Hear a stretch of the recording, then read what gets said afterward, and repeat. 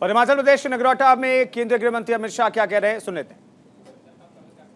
करोगे, मोदी जी के हाथ मजबूत करोगे, प्रचंड बहुमत से भाजपा की सरकार हिमाचल में बनाओगे, रिवाज बदलेंगे, तो मेरे साथ दोनों हाथ उठाइए, विजय के संकल्प का और रिवाज तोड़ने के संकल्प की मुट्ठी बींचे और प्रचंड आवाज से बोलिए, भारत माता की, भारत माता की, भारत माता की।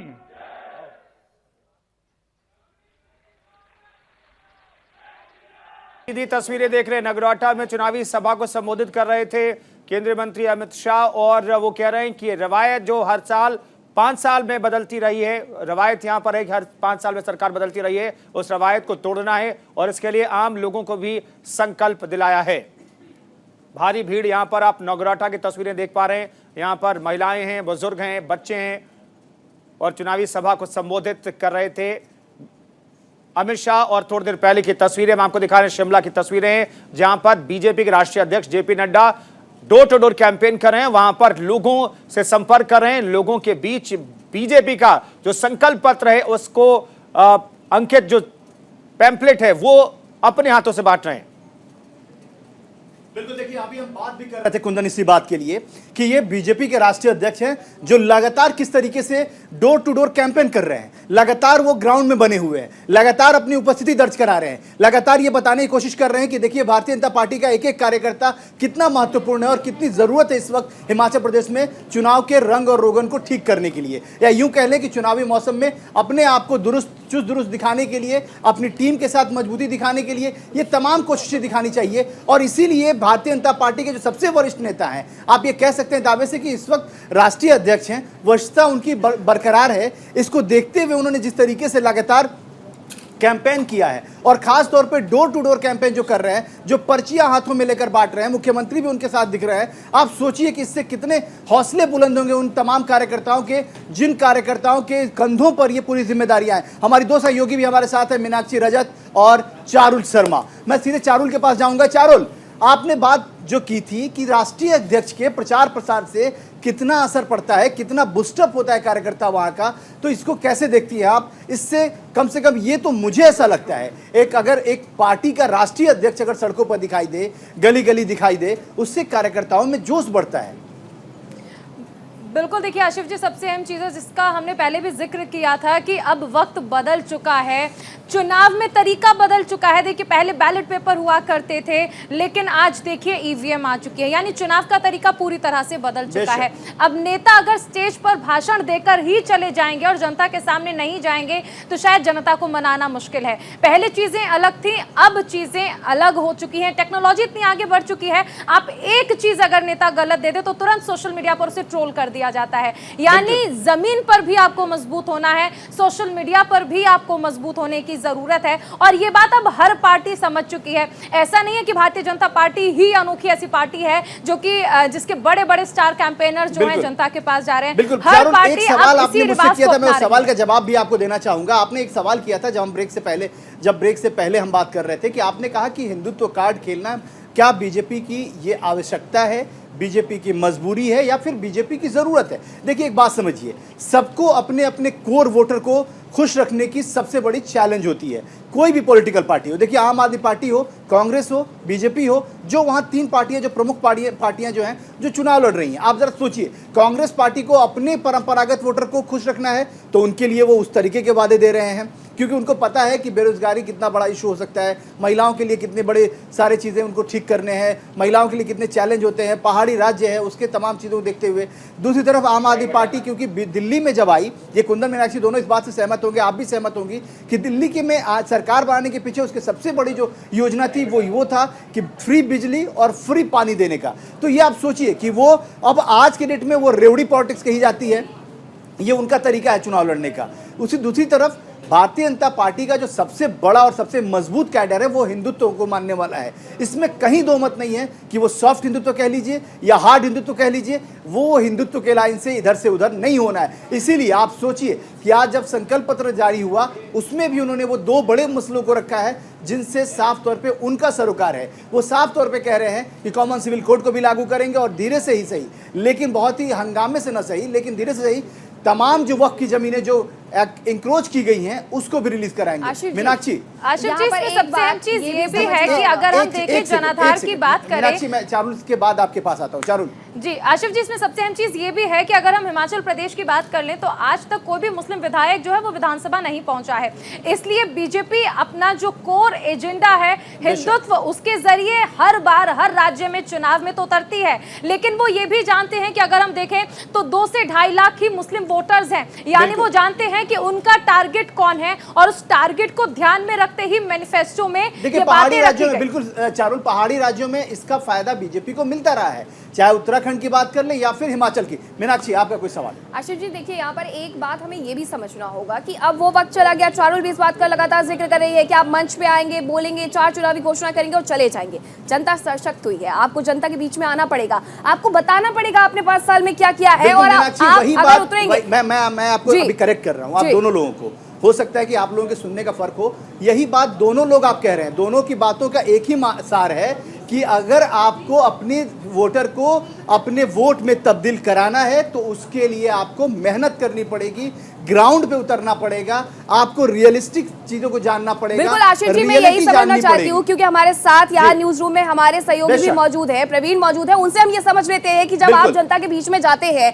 यहाँ नेता जब जनता के बीच में जाते हैं और खासकर जब यहाँ पर खुद राष्ट्रीय अध्यक्ष पहुंच जाए तो जनता को कितना बूस्टअप मिलता है? क्या वो जो वोटर्स है वो वोट में तब्दील हो पाते हैं?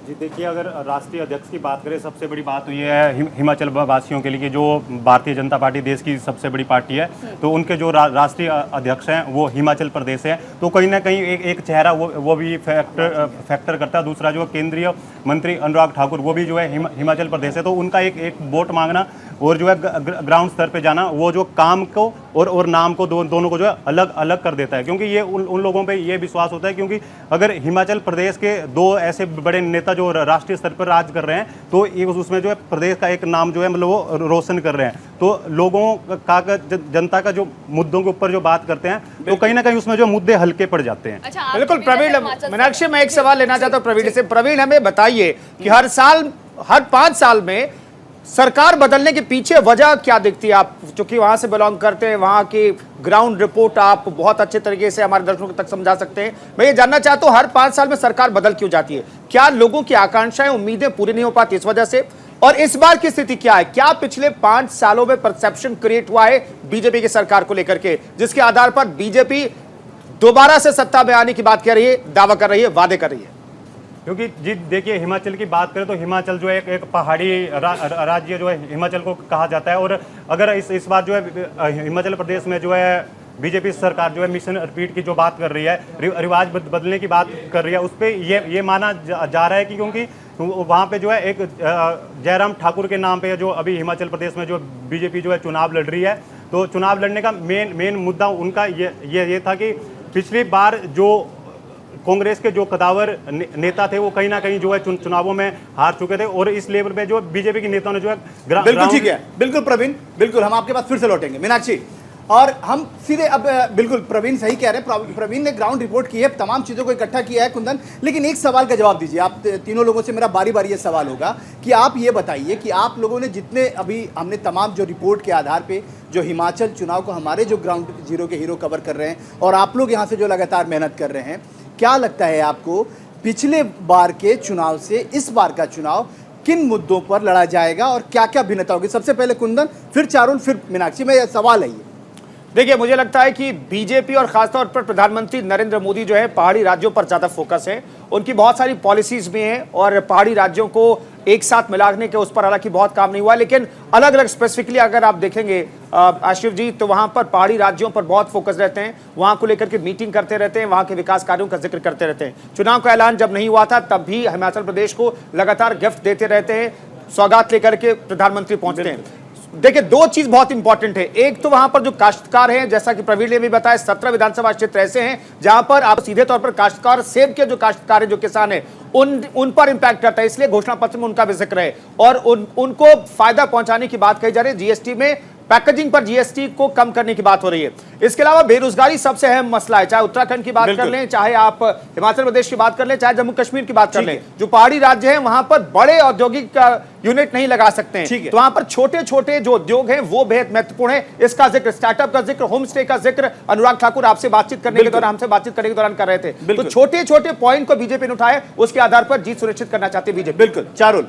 बिल्कुल, देखिए मुझे आशिफ जी लगता है कि सबसे अहम चीज़ है कि जब हम जनता की बात कर लें तो उसके लिए सहूलियत सबसे ज़्यादा ज़रूरी है। पहाड़ी राज्य है हिमाचल और ऐसे में भौगोलिक स्थिति को अगर हम समझें तो वहाँ पर आप देखिए, यहाँ पर यानी राजधानी दिल्ली में 5 किलोमीटर आसान है, लेकिन यही बात जब हम पहाड़ों की बात करते हैं, पहाड़ी राज्य की करते हैं, वहाँ पर 5 किलोमीटर कवर करने में वक्त लगेगा। ऐसे में सबसे अहम चीज़ है, देखिए मेडिकल कॉलेजेस का अनाउंसमेंट करना।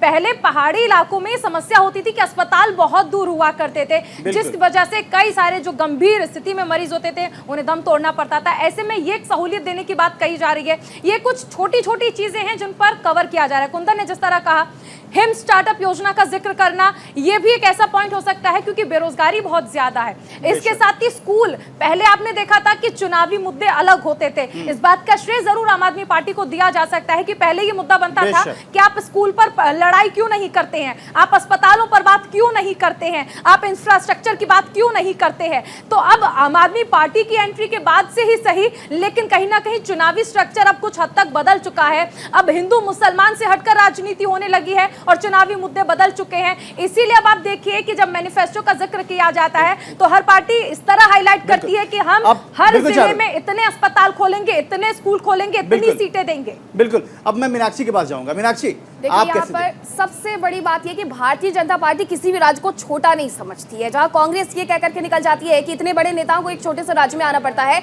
वहां भारतीय जनता पार्टी की ये स्ट्रेटजी होती है कि राज्य छोटा हो, लोकसभा राज्यसभा की सीटें कम हो, लेकिन इंपॉर्टेंट है यहां हमें यह भी समझना होगा, हर इंसान को अपनी जमीन से प्यार होता है। मैं पहाड़ से इसलिए ये चीज समझती हूँ कि अगर मैं पहाड़ में रहती हूँ तो वहाँ का माहौल मुझे चाहिए, वही मुझे रोटी चाहिए, वही मुझे कपड़ा चाहिए, वही मुझे मकान चाहिए। अगर आप रोजगार देने में सक्सेसफुल हो जाते हैं, आप रोटी कपड़ा मकान देने में वहां पर सक्सेसफुल हो जाते हैं, शिक्षा स्वास्थ्य ये सारी चीजें अगर आप वहां देने में सक्सेसफुल हो जाते हैं तो 5 साल क्या 50 साल तक वहां रह सकते हैं। और इसी को ध्यान में रखते हुए ये संकल्प पत्र इस बार भारतीय जनता पार्टी की तरफ से लाया गया है। आशीष जी, बिल्कुल, हमने अब थोड़ी देर पहले केंद्रीय मंत्री अनुराग ठाकुर से बात की और उन्होंने आखिर लाइन में ये कहा कि हमारे लिए कोई भी चुनाव छोटा चुनाव नहीं है। आप समझिए बीजेपी किस इंटेंसिटी के साथ चुनाव लड़ती है हर राज्य में, चाहे वो म्युनिसिपल कॉर्पोरेशन का चुनाव क्यों ना हो, बीजेपी पूरी ताकत लगा देती है। और हिमाचल प्रदेश के चुनाव को देखिए, बीजेपी के राष्ट्रीय अध्यक्ष पैदल सड़कों में, गलियों में घूम रहे हैं और लोगों को पर्चा बांट रहे हैं। यह है बीजेपी की ताकत और इसी ताकत की वजह से बीजेपी बार बार चुनाव जीतती है।